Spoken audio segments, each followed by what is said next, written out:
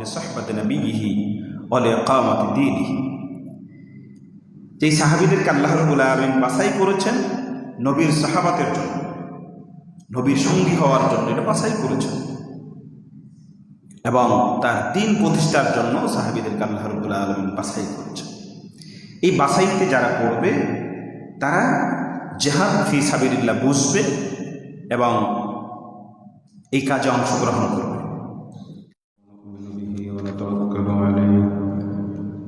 ونعوذ بالله من شرور أنفسنا ومن سيئات أعمالنا من يهد الله فلا مضل له ومن يضلله فلا هادي له ونشهد أن لا إله إلا الله وحده لا شريك له ونشهد أن سيدنا ونبينا مولانا محمدا عبده ورسوله أما بعد فأعوذ بالله من الشيطان الرجيم بسم الله الرحمن الرحيم وجاهدوا في الله حق جهاده هو اجتباكم وما جعل عليكم في الدين من حرج ملة أبيكم إبراهيم هو سماكم المسلمين صدق الله العظيم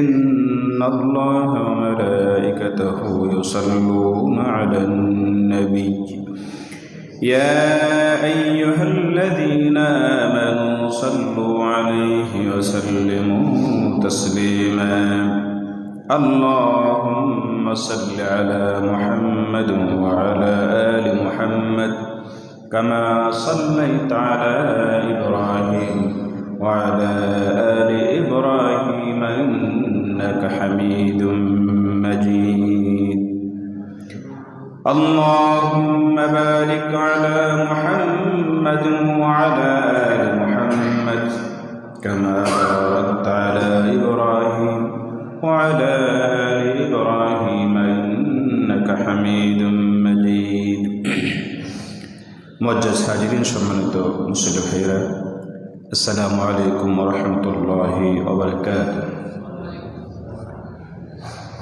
আল্লাহ সুবহানাহু ওয়া তাআলার হামদ,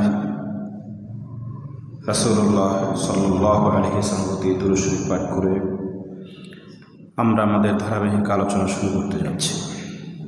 আলোচনার বিষয়বস্তু ছিল সূরাতুল আসর। আমরা এই সূরার বিষয়বস্তু, শানে নজুল, অতঃপর ধ্বংস থেকে মুক্তি পাওয়ার জন্য যে বিষয়গুলো আবশ্যিক, যে চারটি কাজ করলে ধ্বংস থেকে মানুষ বেঁচে থাকতে পারবে, সেই চারটি বিষয় নিয়ে আমরা ধারাবাহিক কথা শুরু করেছি। প্রথমত ছিল যে একজন মানুষ ক্ষতি থেকে বাঁচতে হলে প্রথমত তাকে আল্লাহর প্রতি ঈমান আনতে হয়। ঈমানের যে বিষয়গুলো আছে, রিসালাতের প্রতি, কিতাবের প্রতি, পরকালের প্রতি, তাকদীরের প্রতি, সব বিষয়গুলোকেই ঈমানের ভিতরে অন্তর্ভুক্ত করা হয়েছে। ঈমান আনার পর দ্বিতীয় ধাপের কাজ হল আমাল সালিহাত, আল্লাহ রাব্বুল আলামিন কর্তৃক নির্ধারিত,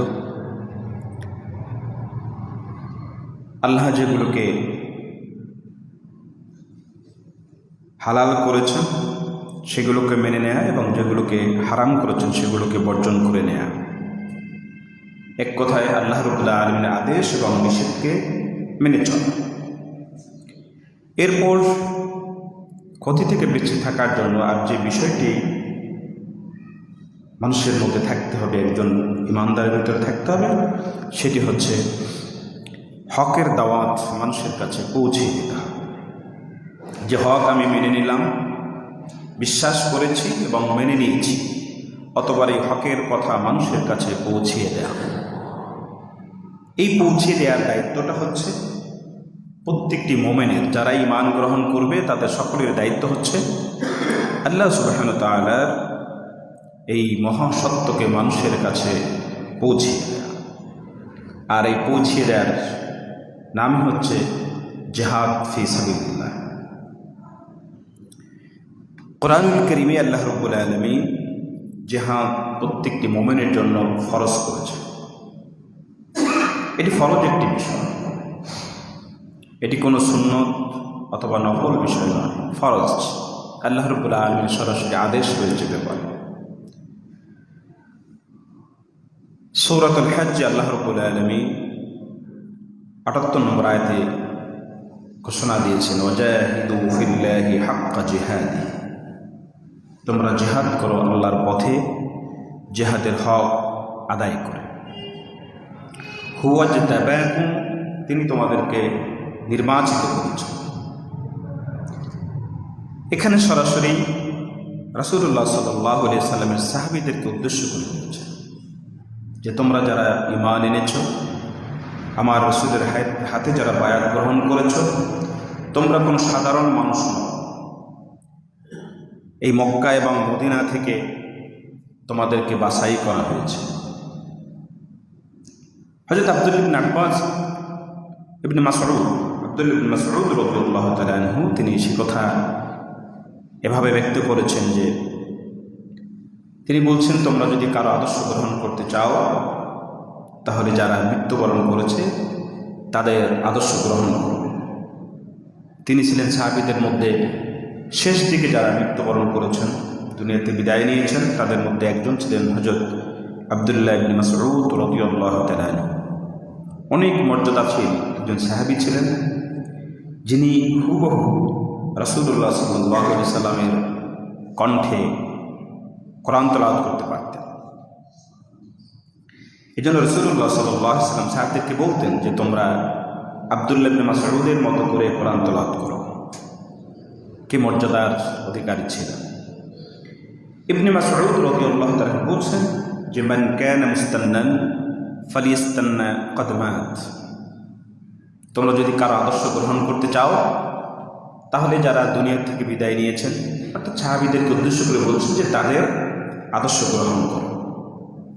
ফাইনাল হাইয়া লা তুমানু আলাইহি ফিতনা, কারণ যারা জীবিত আছে তারা কেউ ফিতনা থেকে মুক্ত নয়, যে কোনো সময় তাকে ফিতনায় পেয়ে বসতে পারে। এজন্য যারা দুনিয়া থেকে বিদায় নিয়েছে, তিনি আবার সে কথা স্পষ্ট বলছেন, উলাইকা আসহাবু মুহাম্মাদিন সাল্লাল্লাহু আলাইহি ওয়াসাল্লাম, আর যারা বিদায় নিয়েছেন তারা হচ্ছেন মুহাম্মদ সাল্লাল্লাহু আলাইহি ওয়াসাল্লামের সাহাবী। এই সাহাবীদেরকে আল্লাহ রাব্বুল আলামিন বাছাই করেছেন, সেই ঘোষণা কোরআন দিয়েছে, হুয়া জাতাবাকুম, যিনি তোমাদেরকে বাছাই করেছেন জিহাদ ফি সাবিলিল্লাহর জন্য। এরপর ইবনে মাসউদ রাদিয়াল্লাহু তাআলা বলছেন, কানু আফদাল হাযিহিল উম্মাহ, সাহাবীরা হচ্ছেন নবী সাল্লাল্লাহু আলাইহি সাল্লামের যে দল, যে উম্মাহ, এই উম্মার মধ্যে সবচেয়ে মর্যাদাশীল হচ্ছেন আল্লাহ রাসূলের সাহাবীরা। সাহাবীদের মতো এত মর্যাদা পৃথিবীতে আল্লাহ রাব্বুল আলামিন আর কাউকে দেননি। সরাসরি আল্লাহ তাদের ব্যাপারে বলছেন যে তোমাদেরকে আল্লাহ নির্বাচিত করেছেন, হুয়া জাতাবাকুম, নির্বাচিত করেছেন। ইবনে মাসউদ রাদিয়াল্লাহু তাআলা বলছেন, কানু আফদাল হাযিহিল উম্মাহ, এই উম্মতের মধ্যে সবচেয়ে মর্যাদার ব্যক্তি হচ্ছেন আল্লাহ রাসূলের সাহাবীরা। আবার রাহা কুলুবান, তাদের কলব ছিল একেবারে পুত পবিত্র। ওয়ামাকাহা ইলমান, এবং তাদের জ্ঞান ছিল, কোরআনের সেই জ্ঞান ছিল খুব গভীর, অত্যন্ত জ্ঞানী ছিলেন। প্রত্যেকজন সাহাবী কোরআনের ব্যাপারে প্রচণ্ড রকমের জ্ঞান রাখতেন।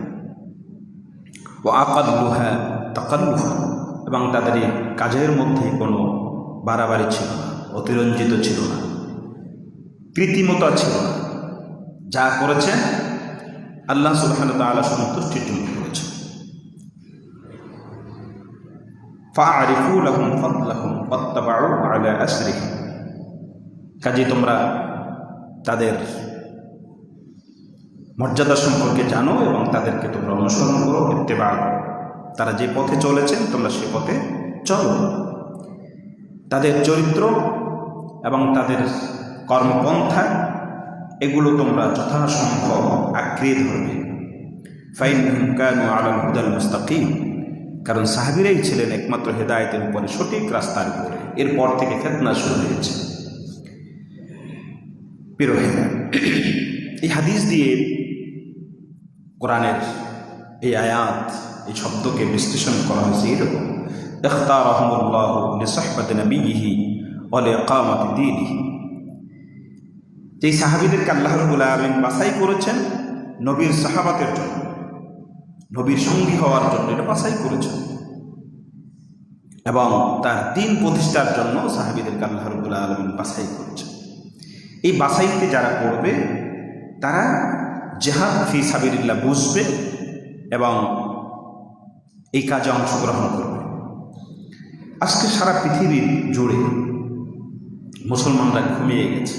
জিহাদ ফি সাবিলিল্লাহ তারা বুঝেও না, বুঝতে চেষ্টাও করে না। অথচ একটি বড়, সকল ফরজের ভিতরে সবচেয়ে বড় ফরজ হচ্ছে জিহাদ ফি সাবিলিল্লাহ। এই জিহাদ মানে মারামারি। জিহাদের আবিধানিক অর্থ হচ্ছে প্রচেষ্টা করা, সংগ্রাম করা, সাধনা করা। এবং পারিভাষিকভাবে বলা হয়েছে যে মানুষের তৈরি করা আইনকে পরিবর্তন করে সেখানে আল্লাহ রাব্বুল আলামিন প্রদত্ত আইনকে প্রতিষ্ঠিত করার জন্য সর্বাত্মক প্রচেষ্টার নামই হচ্ছে জিহাদ ফি সাবিলিল্লাহ। এখানে আমরা যদি আরেকটি হাদিস দেখি, সে হাদিসে বলা হয়েছে, রাসূলুল্লাহ সাল্লাল্লাহু আলাইহি ওয়াসাল্লাম বলছেন যে মান জাহাদাহুম বিয়াদিহি ফাহুয়া মুমিন। যে ব্যক্তি হাত দ্বারা জিহাদ করবে সে ব্যক্তি মুমিন। ওমান জাহাদাহুম বিলিসানিহি ফাহুয়া মুমিন। যে ব্যক্তি জিহ্বা দ্বারা জিহাদ করবে সে ব্যক্তিও মুমিন। ওমান জাহাদাহুম বিকলবিহি ফাহুয়া মুমিন। আর যে ব্যক্তি অন্তর দিয়ে, কলব দিয়ে, চিন্তা শক্তি দিয়ে জিহাদ করবে সেও মুমিন। লাইসা ওয়ারা যালিকা খারবালুম মিনাল ঈমান। এরপর ঈমানের আর কোনো ধাপ থাকে না। তেমনি একজন লোক লিখতে পারে, তার লেখনী দিয়ে সে ইসলামের সৌন্দর্যের কথা তুলে ধরবে, এটি তার লেখার জিহাদ হয়ে যাবে। একজন লোক কথা বলতে পারে, বাকপটুতা আল্লাহ তাকে দান করেছে, কথার মাধ্যমে যুক্তি দিয়ে, সুন্দর উপস্থাপনা দিয়ে মানুষকে দ্বীনের পথে নিয়ে আসবে, এটি হচ্ছে তার মৌখিক জিহাদ। আরেকজন মানুষ সে চিন্তা করবে যে কিভাবে আমি আমার এই সমাজটাকে পরিবর্তন করতে পারি, আমার পরিবারটাকে পরিবর্তন করতে পারি, সামগ্রিকভাবে আমার রাষ্ট্রকে আমি কিভাবে কোরআনের আলোকে সাজাতে পারি, এই চিন্তা ফিকির করবে। এর বাহিরে ঈমানের আর কোনো শাখা নেই। এখন যারা এই চিন্তা করে না, আল্লাহর জমিনে আল্লাহর দ্বীনকে প্রতিষ্ঠিত করার জন্য যাদের চিন্তা নেই, তাদের মধ্যে ঈমান আছে বলে এই হাদিস সাক্ষ্য দিচ্ছে। আল্লাহ রাব্বুল আলামিন জিহাদ ফি সাবিলিল্লাহ এটি একটি ফরজ কাজ। এটি এখন আলোচনার কোনো বিষয়বস্তু নেই। মসজিদগুলো বলেন, মাদ্রাসাগুলো বলেন, স্কুল আর মাদ্রাসা তো আমরা দুইটাকে আলাদা করে ফেলেছি। মাদ্রাসা এটা আরবি শব্দ, এর ইংলিশ শব্দ হচ্ছে স্কুল, আর বাংলা আমরা এটাকে বিদ্যালয় বলি। এখন তো বিদ্যালয় থাকে না, মুখে বলে না। ছেলেদেরকে জিজ্ঞেস করে কোথাও যাও, স্কুলে অথবা কলেজে। আর আরেকটি শিক্ষার যে ধাপ রয়েছে, যেখানে কোরআন হাদিসের কিছু চর্চা আছে, অ্যারাবিক কিছু চর্চা আছে, আমরা সেটাকে মাদ্রাসা বলে থাকি। আসলে সবগুলি স্কুল, সবগুলি মাদ্রাসা, কিন্তু আমাদের পাঠ্য দুইটি ভাগ করা হয়েছে। মাদ্রাসার লেবাস একরকম, স্কুল কলেজের লেবাস আরেক রকম, দুইটি ভাগ করা হয়েছে।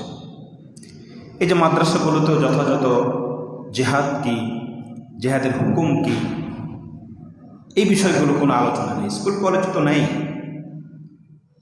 মাদ্রাসাগুলোতে যথাযথ আলোচনা নেই। ওয়াজের মাহফিলগুলোতে জিহাদের কোনো আলোচনাই নেই। এটা একেবারে ঐচ্ছিক একটা সাবজেক্ট হয়ে গেছে, জিহাদের কোনো আলোচনা নেই। অথচ আল্লাহ রাব্বুল আলামিন জিহাদ ফরজ করেছেন। আল্লাহ রাব্বুল আলামিন সূরা আস-সাফ 9 থেকে 11 নম্বর আয়াত, এগুলো একটু পড়ে দেখবেন। আল্লাহ রাব্বুল আলামিন সেখানে বলছেন হুয়াল্লাযী আরসালা রাসূলাহু বিল হুদা ওয়া দীনিল হক লিইয়ুযহিরাহু আলাদ দীনি কুল্লিহি ওয়ালাউ কারিহাল মুশরিকুন। এটি হচ্ছে ৯ নম্বর আয়াত।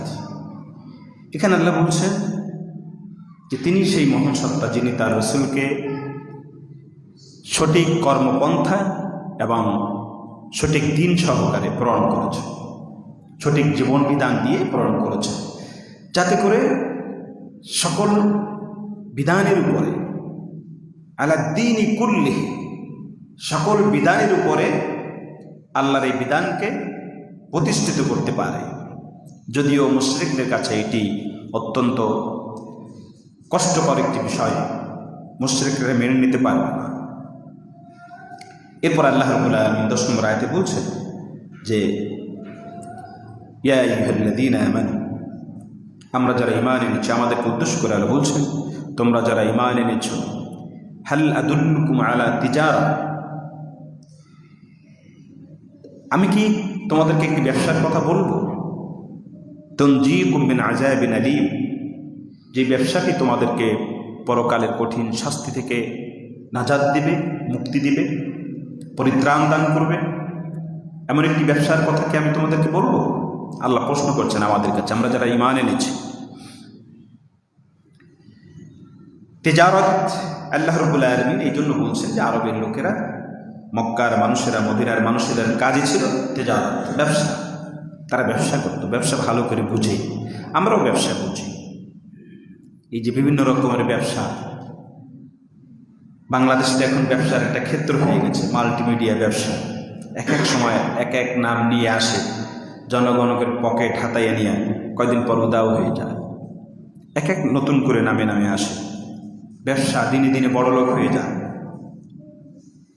ইউনিপিটু আসলো, আরে সবাই রাতারাতি বড়লোক হয়ে যাচ্ছে, কয়দিন পর কোটি কোটি টাকা নিয়ে উদাও হয়ে গেল, মানুষ রাস্তায় বসে বসে কান্না শুরু করল। এরপর আসলো গাছ লাগানোর নাম করে করে গাছ কিনতেছে। 10 টাকা দিয়ে আপনি একটা গাছ কিনবেন, 10 বছর পরে এটা 10 গুণ হয়ে যাবে। এইরকম করে করে কোটি কোটি টাকা মানুষের থেকে হাতাই নিল, এক এক নাম করে আসতেছে। মানুষ ব্যবসা খুব ভালো বুঝে। এই জন্য আল্লাহ রাব্বুল আলামিন এখানে ব্যবসার কথা উল্লেখ করেছেন যে আমি তোমাদের সাথে একটি ব্যবসা করতে চাই, ব্যবসা জানিয়ে দিতে চাই, যে ব্যবসা পরকালের কঠিন শাস্তি থেকে তোমাদেরকে নাজাত দিবে, মুক্তি দিবে। আর সেই ব্যবসা কি? আল্লাহ বললেন তুমিনুনা বিল্লাহি ওয়া রাসূলিহি, ব্যবসা হলো তোমরা আল্লাহ এবং তার রাসূলের প্রতি ঈমান গ্রহণ করো, অতুজাহিদুনা ফি সাবিলিল্লাহ, আর আল্লাহর পথে তোমরা জিহাদ করো, বিআমওয়ালিকুম ওয়া আনফুসিকুম, তোমাদের মাল দিয়ে এবং তোমাদের জান দিয়ে, জান এবং মাল দিয়ে তোমরা আল্লাহর পথে সংগ্রাম করো, সাধনা করো, প্রচেষ্টা করো, যাতে করে এই জমিনে তার দিনকে বিজয় করা যায়। আল্লাহ রাব্বুল আলামিন তার দিনকে বিজয়ী হিসাবে দেখতে চান মুমিনদের কাছে।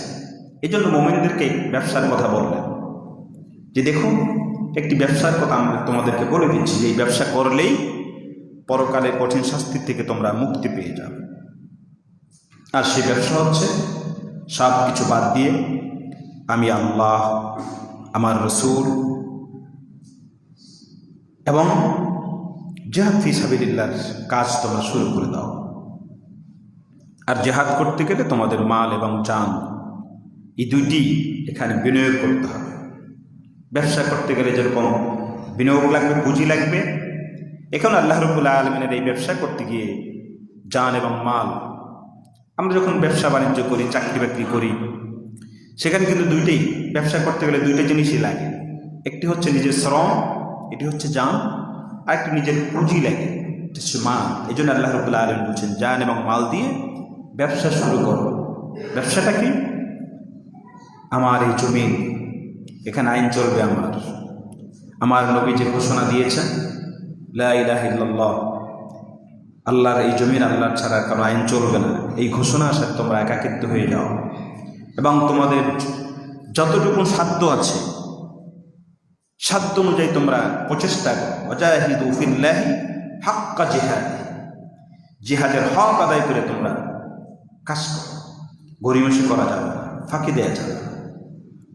যার যতটুকু সাধ্য আছে, সামর্থ্য আছে, সে অনুযায়ী অবশ্যই তোমাদেরকে জিহাদ ফি সাবিলিল্লাহের কাজ করতে হবে। এরপর আল্লাহ রাব্বুল আলামিন বলেন, যালিকুম খায়রুল লাকুম, এটি হচ্ছে তোমাদের জন্য একটি কল্যাণকর কাজ, একটি ভালো কাজ, একটি উত্তম কাজ। আল্লাহর পথে জিহাদ, আল্লাহর দ্বীন প্রতিষ্ঠার এই কাজে অংশগ্রহণ করা, এইটি উত্তম একটি কাজ। তবে এখানে আল্লাহ একটা শর্ত জুড়িয়ে দিয়েছেন, ইন কুনতুম তা'লামুন, যদি তোমরা বুঝতে পারো। তাহলে বোঝা যাচ্ছে যে অধিকাংশ মানুষ এটা বুঝবে না। ইকামত দ্বীন এটি ফরজ, এটি অনেক ভালো ভালো আলেমরাও বুঝে না। তারা দেখবেন যে আপনি কার বিরুদ্ধে জিহাদ করবেন? মুসলমানের বিরুদ্ধে জিহাদ করবে? কতবার বেকুব দেখবেন পিএইচডি ডিগ্রি অর্জন করেছে, অনেকে নামের পিছনে মাদানি লাগাইল, আজাহারি লাগাইল, কত রকম, মানে বিশাল বিশাল এক একজন আলেম। জিহাদ আল্লাহ রাব্বুল আলামিন কোন অর্থে বললেন আর মানুষকে কিভাবে বিভ্রান্ত করা হচ্ছে।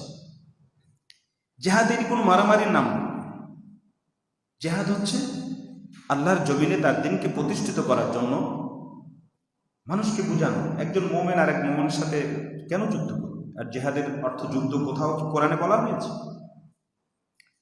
আল্লাহ রাব্বুল আলামিন যুদ্ধের ব্যাপারে সরাসরি কথা বলেছেন, কিতাল বলছেন, আল্লাযীনা আমানু ইউকাতিলুনা ফী সাবিলিল্লাহ।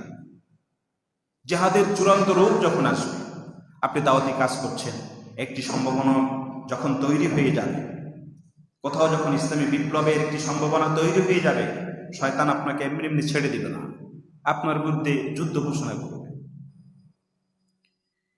তখন হচ্ছে যুদ্ধের কথা। কিন্তু জিহাদ সেই অর্থে আসে। জিহাদ হচ্ছে মানুষকে বোঝানো। এই বোঝাতে গিয়ে আপনার সময় দিতে হবে, শ্রম দিতে হবে, আপনার একটা ইউনিট কায়েম করতে হবে, তারপরে সেখানে শ্রম দিতে হবে, কিছু পয়সা খরচ করতে হবে। অধিকাংশ মানুষ যখন ইসলামের পক্ষে চলে আসবে, যে হ্যাঁ আমরা কোরআনের শাসন চাই, এখন দেখুন আধুনিক বিশ্বে কত সহজ হয়ে গেছে বিষয়টি। আবার মুসলমানদের মাঝে দেখেন ইহুদি খ্রিস্টানরা কিভাবে সূক্ষ্মভাবে ষড়যন্ত্র করে মুসলমানদের মাঝে এক এক সময় একটা বীজ ঢুকিয়ে দেয়। কিছু ছেলে পেলে আছে ইয়ং টাইপের, যারা উগ্রবাদী একটি দলের সাথে তারা জড়িত আছে। সরকার সেই সংগঠন নিষিদ্ধ করেছে। আমি যদিও নাম বলছি না, আপনারা ইশারা ইঙ্গিতে বুঝে নেবেন অথবা একটু খুঁজে নেবেন। তাদের অনেকের সাথে কথা বলেছি, ওরা বলছে না এই নির্বাচন, এই গণতন্ত্র এটা হারাম, তা কিভাবে তোমরা কায়েম করবে? তারা বলে যে রাসূলুল্লাহ সাল্লাল্লাহু আলাইহি ওয়াসাল্লাম যেভাবে করছে বদর, উহুদ, খন্দক, তা দেখেন মাথায় কিভাবে বীজ ঢুকিয়ে দিয়েছে।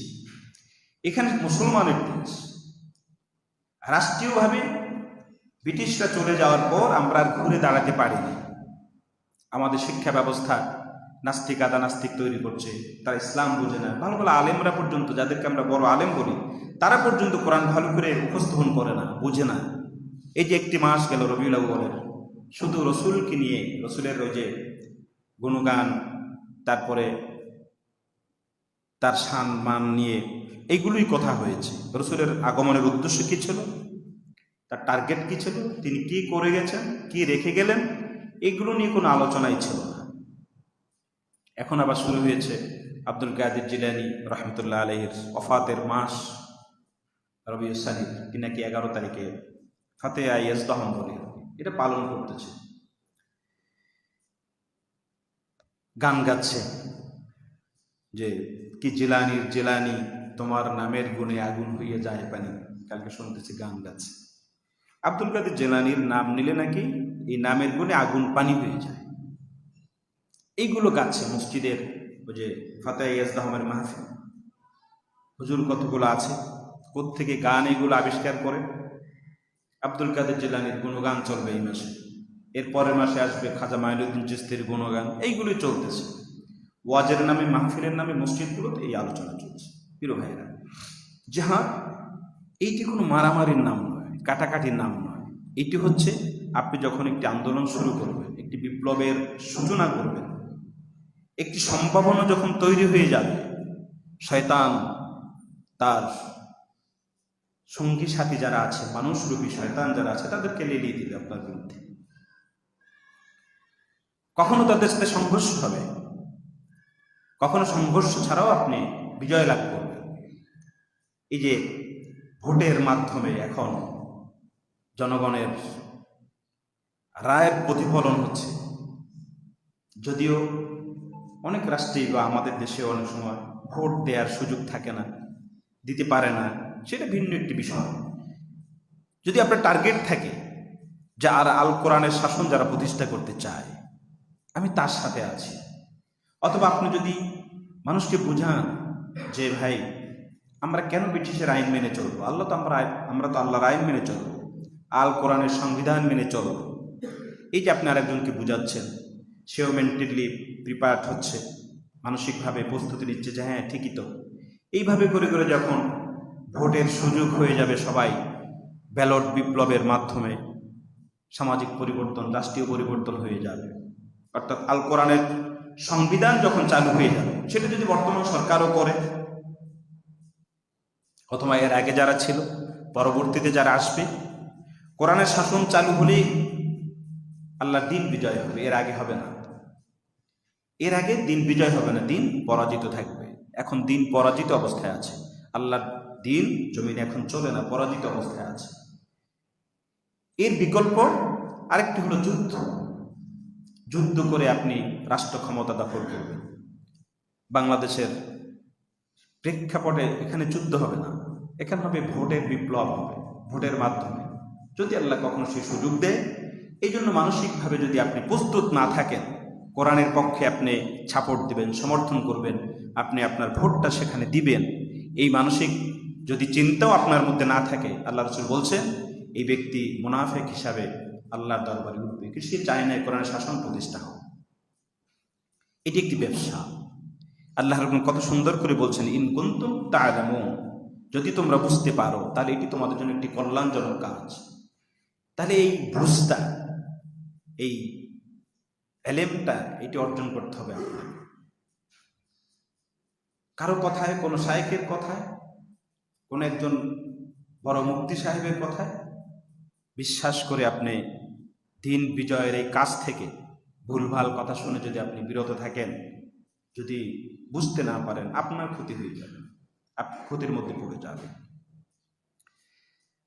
আপনি কোরআনুল কারীমের কোরআনটা পড়ে দেখেন, কোথাও আল্লাহ রাব্বুল আলামিন বলেননি যে সালাত আদায় করলে পরে, রোজা রাখলে পরে, তারপরে আপনার হজ পালন করলে পরে আপনার সব গুনাহ ক্ষমা করে দেওয়া হবে।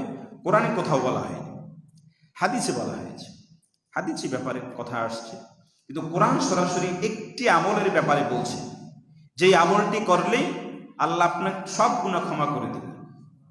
সেই আমলটা কি? সেই আমলটাই হচ্ছে জিহাদ ফি সাবিলিল্লাহ। পরে আয়াত আল্লাহ সে কথা বলছেন, ইয়াগফির লাকুম যুনুবাকুম, তোমরা যদি জিহাদ ফি সাবিলিল্লাহর এই কাজ করো, জান এবং মাল দিয়ে, তোমাদের গুনাহগুলোকে আমি ক্ষমা করে দেব। অথচ আমরা এটা জানিও না। আল্লাহর দিন প্রতিষ্ঠার জন্য আপনার প্রচেষ্টা করা, আল্লাহ দিন প্রতিষ্ঠার জন্য আপনার সম্পদ থেকে কিছু সম্পদ দিন প্রতিষ্ঠার জন্য ব্যয় করা, এইটা যে কত উত্তম একটি কাজ, কত ভালো একটি কাজ, যেই কাজের বিনিময়ে আল্লাহ রাব্বুল আলামিন দুনিয়ায় আপনাকে ঘোষণা দিয়েছেন, ইয়াগফির লাকুম যুনুবাকুম, তোমাদের সব গুনাহ ক্ষমা করে দেওয়া হবে, ওয়ায়ুদখিলকুম জান্নাত, আর তোমাদেরকে জান্নাতে প্রবেশ করে দেওয়া হবে। এই যে বললাম সালাতের কথা, আল্লাহ রাব্বুল আলামিন 81-82 জায়গায় বলে সালাতের কথা বললে কোনো ঝুঁকি নেই, মাশাআল্লাহ। কিন্তু শতাধিক আয়াত যে আল্লাহ রাব্বুল আলামিন জিহাদের উপরে বলেছে, শতাধিক আয়াত জিহাদের উপরে বলেছে, অথচ আমরা বেমালুম ভুলে গেছি, জিহাদের কথা বলিও জানিও না। আর কেউ যদি বোঝাতেও চায়, তখন সেখানে তকমা লাগানো হয় কি, রাজনীতিক আলোচনা করে। আমরা সেই পচা রাজনীতির কথা বলি না, যেখানে মানুষের তৈরি করা মতবাদ দিয়ে রাষ্ট্র, সমাজ, পরিবার চালানো হয়। আমরা সেই রাজনীতির কথা বলি যা কোরআন বলেছে। আল্লাহ রাব্বুল আলামিন কি সুসংবাদ দিয়েছেন, ইয়াগফির লাকুম যুনুবাকুম, তোমরা যদি তোমাদের জান এবং মাল দিয়ে জিহাদ করো তাহলে তোমাদেরকে ক্ষমা করে দেওয়া হবে, তোমাদেরকে জান্নাতে প্রবেশ করিয়ে দেওয়া হবে। তাজরি মিন তাহতিহাল আনহার ওয়া মাসাকিন তাইয়্যিবা, যার পদদেশ থেকে প্রবাহমান ঝর্ণা দ্বারা থাকবে। আর কি চমৎকার পবিত্র সেই বাসস্থান, মাসাকিন তাইয়্যিবা, পবিত্র বাসস্থান, সুন্দরভাবে ডেকোরেট করা আপনার জন্য আল্লাহ রাব্বুল আলামিন বিশাল এক সাম্রাজ্য, মুলকান কাবীরা, বিশাল এক সাম্রাজ্য আপনার জন্য আল্লাহ রাব্বুল আলামিন রেডি করে রেখেছেন, যদি আপনি জিহাদ ফি সাবিলিল্লাহর এই কাজ দুনিয়ায় করে যেতে পারেন। যালিকাল ফাউজুন আযীম, আবারও বলছেন, দেখো এটি হচ্ছে মানুষের জীবনের সবচেয়ে বড় সফলতা। কেউ যদি দুনিয়ায় বসেই জান্নাতের সুসংবাদ পেয়ে যেতে পারে, এর চেয়ে বড় সফলতা আর কিছু নেই। সবচেয়ে বড় সফলতা হলো কোনো ব্যক্তি যদি জিহাদ ফি সাবিলিল্লাহর এই কাজ করে জীবনের শেষ দিন পর্যন্ত যদি এই সংগ্রামে নিজেকে আবদ্ধ রাখতে পারে, তাহলে আল্লাহ রাব্বুল আলামিন তার গুনাহগুলো ক্ষমা করে দিবেন, তাকে জান্নাতে প্রবেশ করিয়ে দিবেন। এবং এই জান্নাতে প্রবেশ করাটা হচ্ছে আল্লাহ সুবহানাহু ওয়া তাআলার দৃষ্টিতে সবচেয়ে বড় একটি সফলতা, বড় একটি কাজ। প্রিয় ভাইরা, এই জন্য জিহাদ মানে এটি কোনো যুদ্ধ নয়, জিহাদ মানে মারামারি নয়। আর ছোটবেলা থেকে ওয়াজ মাহফিল একটু বেশি যেতাম, বাবার হাত ধরে ধরে সেই মাহফিলগুলোতে যেতাম। বুঝতাম না তখন পক্ষ বিপক্ষ কারা জিহাদের কথা বলছে, কোত্থেকে আসছে কথাগুলো, তবে বোঝার চেষ্টা করতাম। এই কথাগুলো এখনো কানে ভাসছে 80-র দশকে। তখন মোটামুটি আলহামদুলিল্লাহ বড় হয়েছে, বুঝ জ্ঞান কিছু হয়েছে। তখন বলতো উপস্থিত লোকদেরকে যে মুসলমানে কিভাবে জিহাদ করে, জিহাদ মানে যুদ্ধ। পরবর্তীতে দেখলাম যে না, কোরআন যখন বুঝলাম এবং কারা জিহাদের কথা বলছে তাদেরকে জানলাম, দেখলাম যে দেখুন মানুষকে কিভাবে বিভ্রান্ত করা হচ্ছে, মুসলমানকে বিভ্রান্ত করছে। তখন বুঝলাম যে না, জিহাদ, আল্লাহর দ্বীন যদি এই জমিনে প্রতিষ্ঠিত হয়ে যায়, এই যে ধর্ম ব্যবসায়ী যারা আছে তাদের ব্যবসা 12টা বেজে যাবে। মানুষকে এরকম গোমরাহ করে রাখা, তাদেরকে মুরিদ করে রাখা, তারপরে খানকার সদস্য করে রাখা, এইটি আর চলবে না। এই জন্য তারা চায় না এই জমিনে আল্লাহর দ্বীন প্রতিষ্ঠিত হোক। যদি না বুঝে থাকে তাহলে আল্লাহ রাব্বুল আলামিন তাদেরকে ক্ষমা করে দিক। আর যদি বুঝে শয়তানি করে থাকে, আল্লাহ যেন হাসরের ময়দানে তাদের চেহারাকে মানুষের সামনে তুলে ধরে যে এই লেবাসধারী লোকগুলো জিহাদের বিরুদ্ধে কথা বলছে। প্রিয় ভাইয়েরা, এটি ফরজ, এই কাজ থেকে আমাদেরকে বিরত থাকার কোনো সুযোগ নেই। আল্লাহ রাব্বুল আলামিন কোরআনের বিভিন্ন জায়গায় এ ব্যাপারে কথা বলেছেন। তিনি বলছেন যে আম হাসিবতুম আন তাদখুলুল জান্নাহ, তোমরা কি মনে করেছ আন তাদখুলুল জান্নাহ, জান্নাতে প্রবেশ করে যাবে, আলাম্মা ইয়ালামিল্লাহু আল্লাযীনা জাহাদু মিনকুম ওয়া ইয়ালামাস সাবিরিন, আমি কি দেখে নেব না যে তোমরা আমার জমিনে কারা জিহাদ ফি সাবিলিল্লাহের কাজে নিয়োজিত ছিল? আমি কি দেখবো না এটা? ঈমান আনছি। আহসিবান নাস আন ইউতরাকু আন ইয়াকুলু আমান্না ওয়া হুম লা ইফতানুন, আমি ঈমান এনেছি, আমি মুমিন, এই কথা বললেই কি আমি ছেড়ে দিব?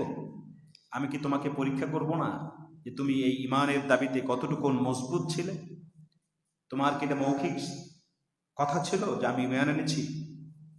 একজন মানুষ যখন ঈমান আনবে আল্লাহর প্রতি, ঈমান আনার সাথে সাথে সেটাই ঘোষণা দেবে এই জমিন আল্লাহর, এখানে আইন চলবে আল্লাহর, আমি কারো আইন মানি না। ডিসপ্রাইড হয়ে যাবে সে, আমি কারো আইন মানি না, আল্লাহর আইন মানি।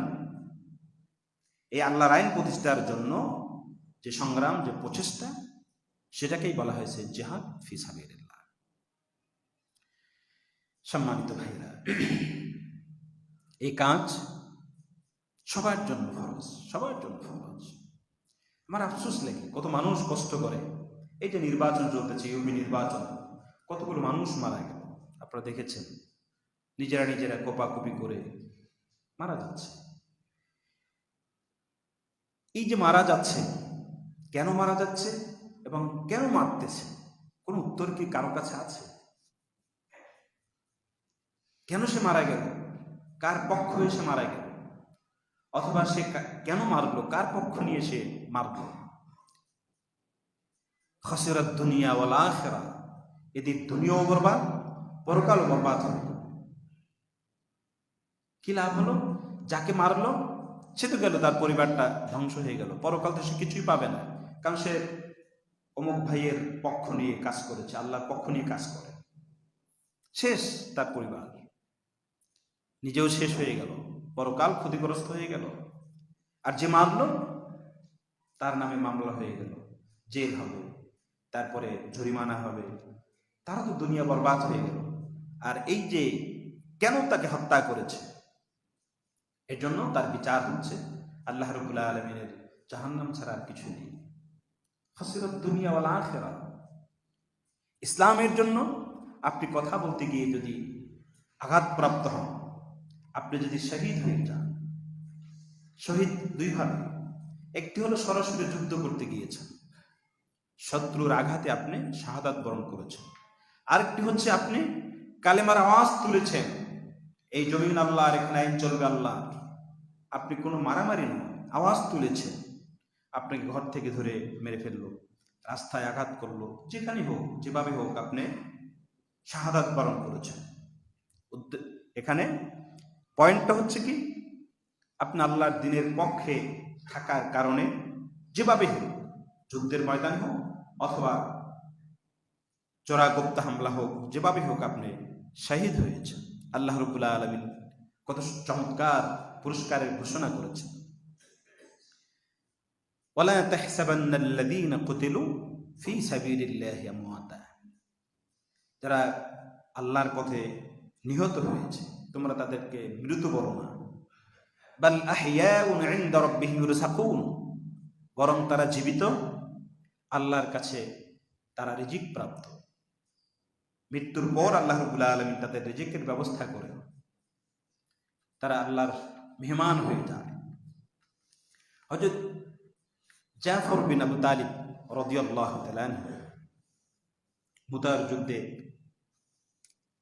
রাসূলুল্লাহ সাল্লাল্লাহু আলাইহি সাল্লাম সেনাপতি করে পাঠিয়েছিলেন। যতগুলো যুদ্ধ হয়েছে এর মধ্যে ব্যতিক্রমধর্মী একটাই যুদ্ধ ছিল মুতার যুদ্ধ। এই মুতা ছিল লেবানন এবং সিরিয়ার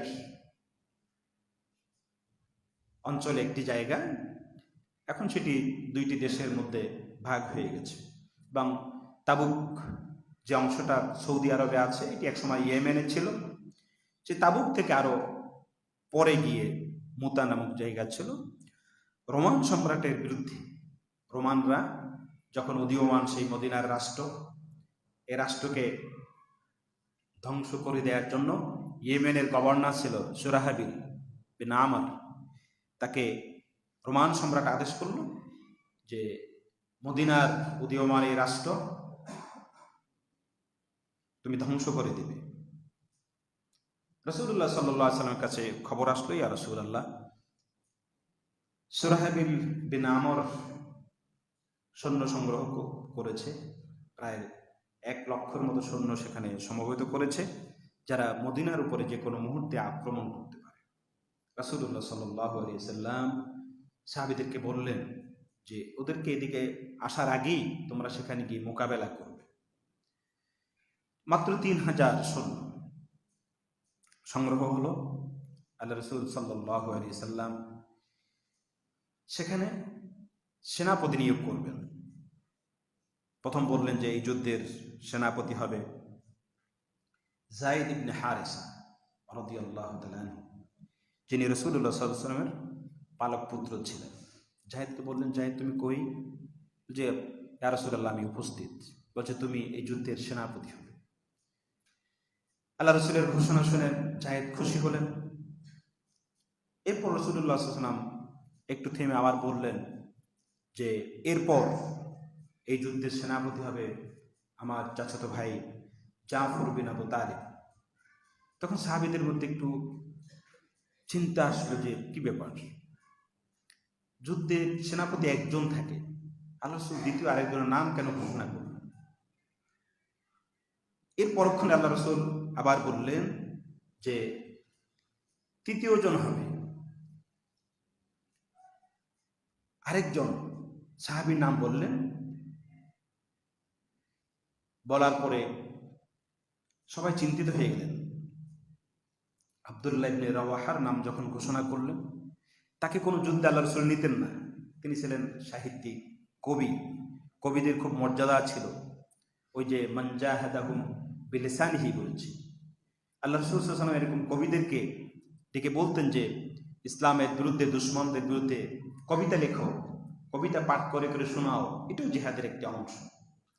যাদেরকে আল্লাহ রাব্বুল আলামিন এরকম যোগ্যতা দিয়েছে, তারা লিখবেন, লিখে লিখে ইসলামের পক্ষে, এটি আপনার হাতের জেহাদ হয়ে যাবে।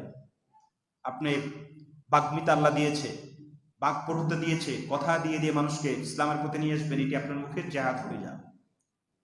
আব্দুল্লাহ ইবনে রাওয়াহার নাম যখন আল্লাহ রাসূল ঘোষণা করলেন, তখন সবাই চিন্তিত হয়ে গেল যে ব্যাপার কি, তিনজনের নাম কেন ঘোষণা করলেন? নতুন এক অভিজ্ঞতা।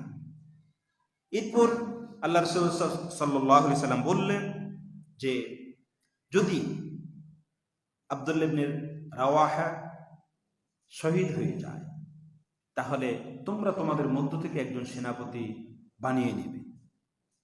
উপস্থিত সাহাবীরা বুঝলেন যে এটি যেটা আল্লাহ রাসূল সাল্লাল্লাহু আলাইহি সাল্লামের কাছে আল্লাহর পক্ষ থেকে ফেরেশতারা এসে খবর জানিয়ে যান কি হতে যাচ্ছে, কি হবে বিষয়গুলো। তাহলে বোঝা গেল যে একটা ভয়াবহ এক যুদ্ধ হবে এখানে। সেই যুদ্ধে হযরত জাফর রাদিয়াল্লাহু তাআলা আনহু শহীদ হয়ে গেলেন। তাদের যাওয়ার প্রাক্কালে যে ঘটনাগুলো হয়েছিল আমি সেদিকে যাচ্ছি না, শুধু মর্যাদার কথা বলছি। হযরত জাফর রাদিয়াল্লাহু তাআলা আনহু শহীদ হয়ে গেলেন। রাতের বেলা রাসূলুল্লাহ সাল্লাল্লাহু আলাইহি সাল্লাম যে স্বপ্ন দেখেছিলেন, সকালবেলা সাহাবীদেরকে বললেন সেই স্বপ্নের কথা। আল্লাহ রাসূল বললেন, লাকাদ রাআইতু জাফরান ফিল জান্নাহ জানহানি মুদাররাজানি বিদ্দিমা। আমি দেখলাম দুইটি ডানা, দুইটি বাহু, পাখির যে ডানা থাকে জানহান, রক্তে রঞ্জিত দুইটি ডানা, এবং সেই জান্নাতের ভিতরে উড়ে বেড়াচ্ছে। আল্লাহর দ্বীন প্রতিষ্ঠার জন্য যারা শহীদ হবে তাদের মর্যাদা হচ্ছে এরকম। মানুষের ঋণ ছাড়া তাদের আর কোনো হিসাবই নেওয়া হবে না। কেউ যদি আল্লাহর দ্বীন প্রতিষ্ঠা করতে গিয়ে যদি শহীদ হয়ে যায়, তাহলে সে যদি মানুষের কোনো হক নষ্ট করে যায়, এই হকের বিচার হবে, আর কোনো বিচার হবে না। আল্লাহ বিনা হিসাবে তাকে জান্নাতে পাঠিয়ে দেবে যদি সে মানুষের হক নষ্ট করে না যায়। এরকম মর্যাদা দেয়া হয়েছে। রাসূলুল্লাহ সাল্লাল্লাহু আলাইহি সাল্লাম বললেন যে আমি দেখতে পাচ্ছি যে মাসবুকুল কাওয়াদিম, সে এক এক গাছে এভাবে উড়ে উড়ে বেড়াচ্ছে, তার পাখা দুইটা রক্তে রঞ্জিত ছিল। আল্লাহ দ্বীন প্রতিষ্ঠার জন্য কেউ যদি শহীদ হয়ে যায়, আলহামদুলিল্লাহ, আল্লাহ তাকে উত্তম মর্যাদা দিবেন, শুকর আল্লাহ। কিন্তু এই যে মানুষের পক্ষ নিয়ে একজন আরেকজনকে মারছে, কি লাভ সেখানে? এই যে পয়সা খরচ করতেছে, কি লাভ? আপনার পরকাল তো ক্ষতিগ্রস্ত হয়ে যাচ্ছে। বোঝারও চেষ্টা করেন যে আপনার সমর্থন আপনি কোন দিকে দিচ্ছেন। আজকে সমর্থন এটি হচ্ছে জিহাদ। ইসলামের পক্ষে আপনার মৌখিক স্বীকৃতি, আপনার ব্যালটের স্বীকৃতি, এইটি হচ্ছে আপনার জন্য বর্তমান সিচুয়েশন, এইটি হচ্ছে আপনার জন্য জিহাদ। এটা যদি আফগানিস্তান হয় তখন মারামারি করা সবার জন্য ফরজ হয়ে যাবে। কিন্তু বাংলাদেশে এই মারামারির কথা যারা বলে, যারা খেলাফত প্রতিষ্ঠা করবে অস্ত্র দিয়ে, বোমাবাজি করে, সন্ত্রাসী ছাড়া এটা আর কিছুই নয়। এখানে ব্যালট বিপ্লবের মাধ্যমেই আবার কোরআনের শাসন প্রতিষ্ঠা হতে পারে। এই জন্য প্রিয় ভাইয়েরা, আমাদেরকে এই বিষয়গুলো একটু বুঝতে হবে, নিজে নিজে বুঝতে হবে যে আসলে আমার দায়িত্ব কি, আমার কর্তব্য কি। আল্লাহ বলছেন, তুমি কি মনে করেছো এমনিতে জান্নাতে চলে যাবে? আমি কি দেখবো না যে তোমাদের মধ্য থেকে কারা জিহাদ করেছো? আম হাসিবতুম আন তাদখুলুল জান্নাহ, ধরে নিয়েছো তোমরা জান্নাতে চলে যাবে? ওয়ালাম্মা ইয়ালামিল্লাহুল্লাযীনা জাহাদু মিনকুম ওয়া ইয়ালামুস সাবিরিন, তোমাদের মধ্য থেকে কারা জিহাদ করেছে আর এই জিহাদ করতে গিয়ে কারা ধৈর্য ধারণ করেছে, আমি এটা দেখে নেব। এইটা দেখার পরেই তো আপনার চূড়ান্ত ফয়সালা হবে।